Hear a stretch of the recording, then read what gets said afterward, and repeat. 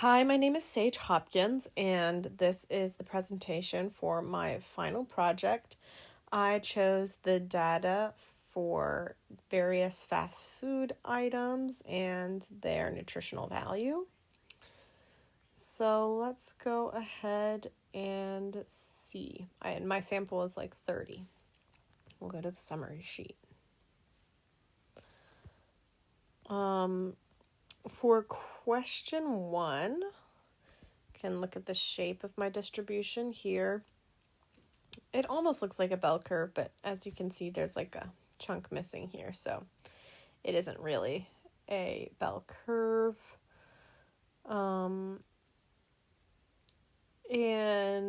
the skewness of it, I thought that it looked kind of like right skewed because of this cascade, but the outliers over here on the left are more extreme. And if you look at the mean, which is 41, and it's lower than the median,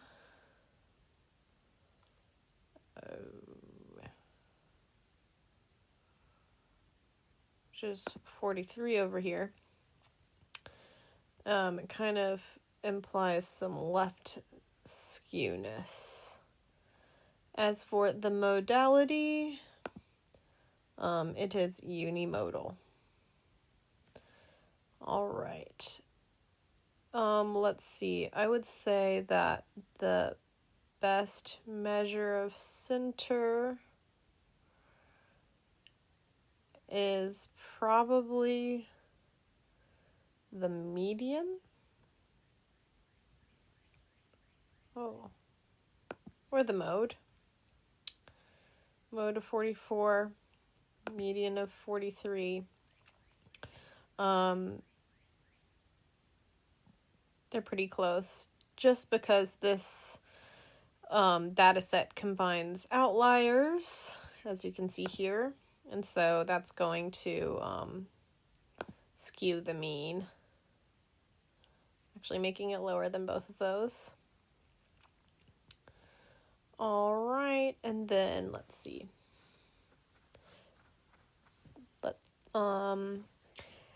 If we want to see which measurement is closest to the mean, it's 41. You can see right here I have it highlighted. 41 is a 0.03, which is the smallest number out of all of this. We got 2 of them.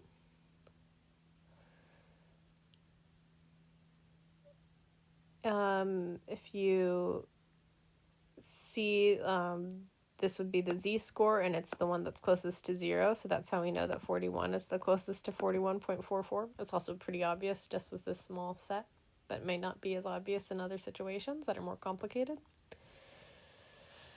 All right, so for question 4, let's see. What percentage of the data is beyond 2 standard deviations from the mean? So we got the mean is 41.44 and the standard deviation is 12.84. So that means we would want it to be below 15.76 or above 67.12. And that's going to be a smaller section of our outliers. It's going to be 11, 13, and 69. That's 3 out of 30, which is 10%. And then that means that it falls in line with Chebyshev's rule, because Chebyshev's rule says that no more than 25% can lie beyond 2 standard deviations, and since 10% is lower than 25%, we are in the clear. All right, now we're going to go to the confidence interval page. All right, so this question is, in your presentation, you must be able to explain what your confidence interval means in the context of the data. So my confidence interval means, so let's see, says, I am 95% confident that the percentage of all fast food menu items in the population with at least 40 grams of carbs is between 50.1% and 68.1%.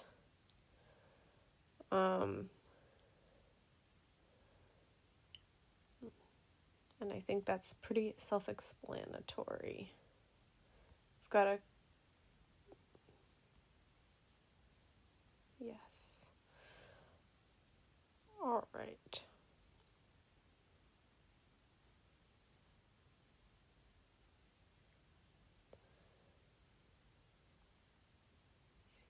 Now let's go to the hypothesis test page.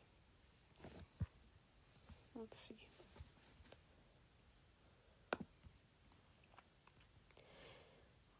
All right. So my claim is that the mean amount of protein a fast menu item has is less than 30 grams. And I chose the an alpha of 0.05, which is 5% level of significance.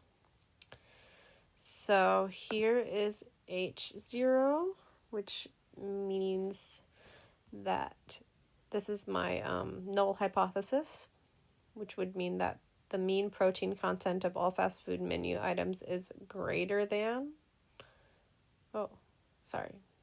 which is equal to 30 grams.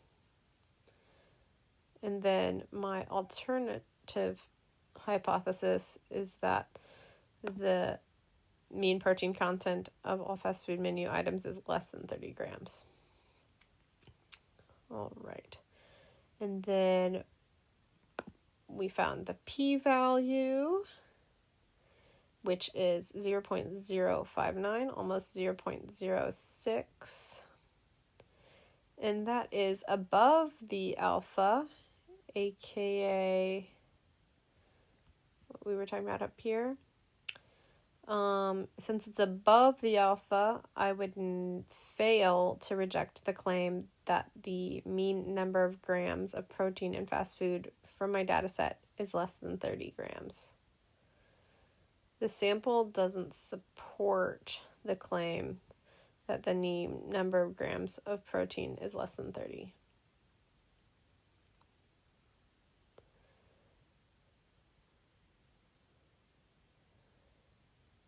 All right. There's just not sufficient statistical evidence. All right, now we'll go to the correlation test. Oh, excuse me. There we go.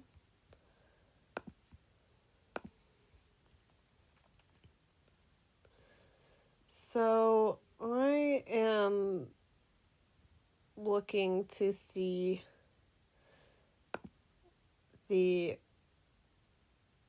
results determine if a significant linear correlation exists between the amount of carbs in the fast food menu item.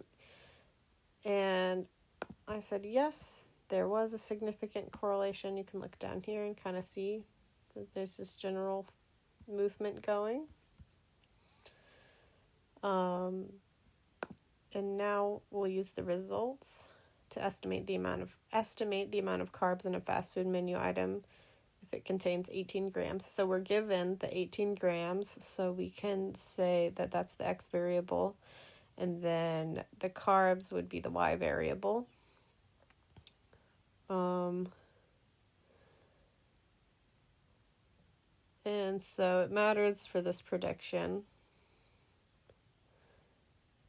And anyway, let's see.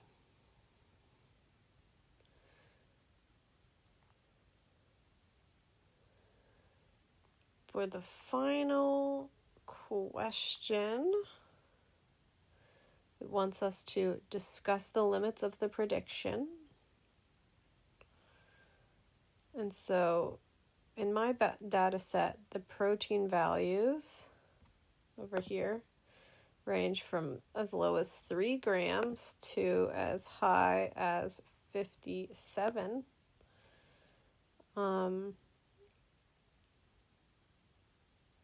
And the predictions are only valid within this observed domain. So the first question, 18, is within that domain, so it's safe. But the next part of the question with 70 grams is outside of that range, so it becomes an extrapolation. Because it's outside of that range. All right, well, thank you. I hope you enjoyed my presentation, and I hope everybody has a good weekend.